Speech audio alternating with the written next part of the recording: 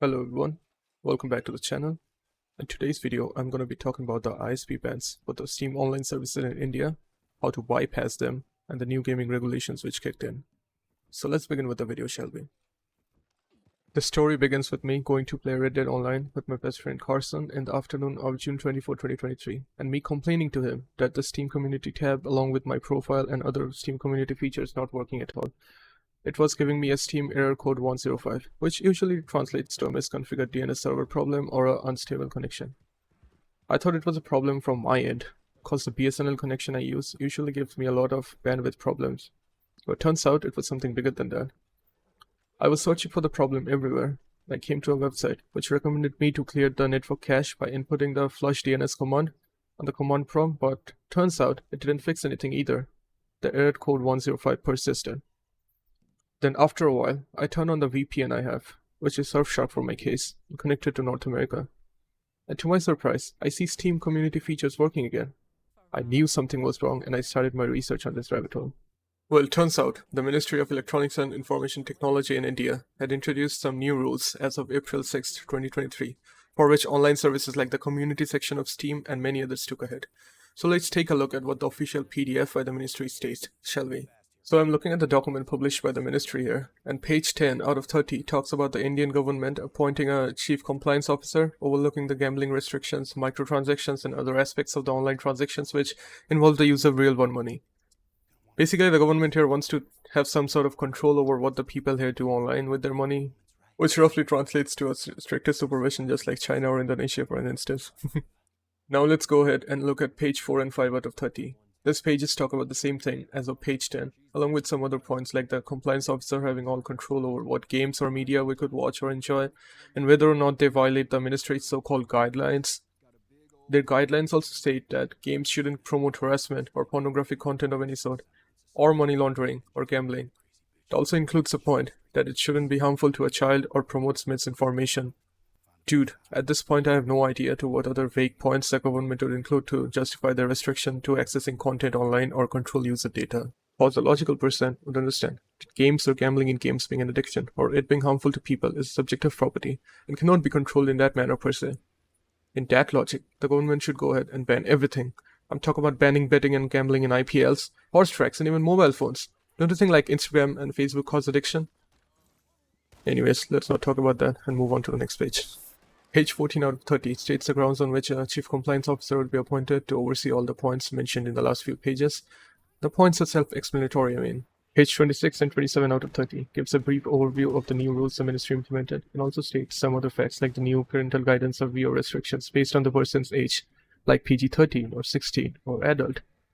It also mentions that the government could restrict digital media in times of an emergency or if it thinks that it's going to disrupt the mentality or promote internal violence among the people.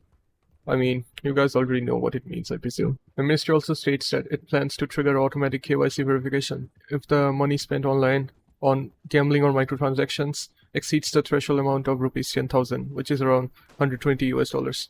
Just like Mutahar from Some Ordinary Gamers said, anytime the government has that much access to everything, they're not just doing it to protect you, they're doing it to monitor you.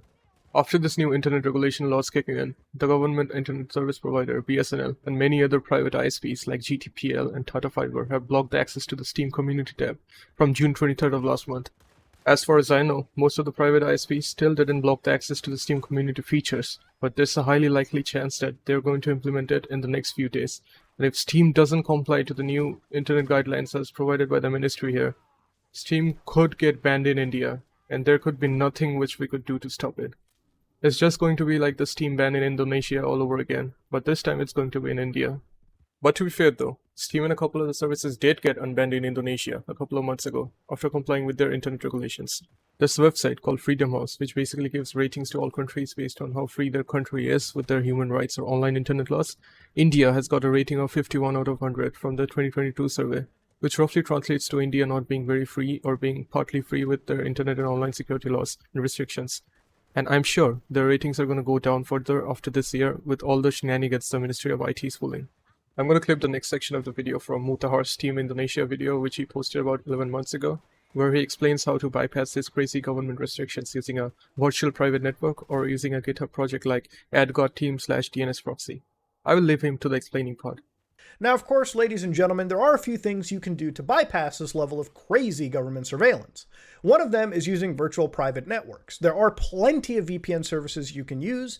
Again, do your own research is all I'm going to say. That it is what it is. Your mileage may vary.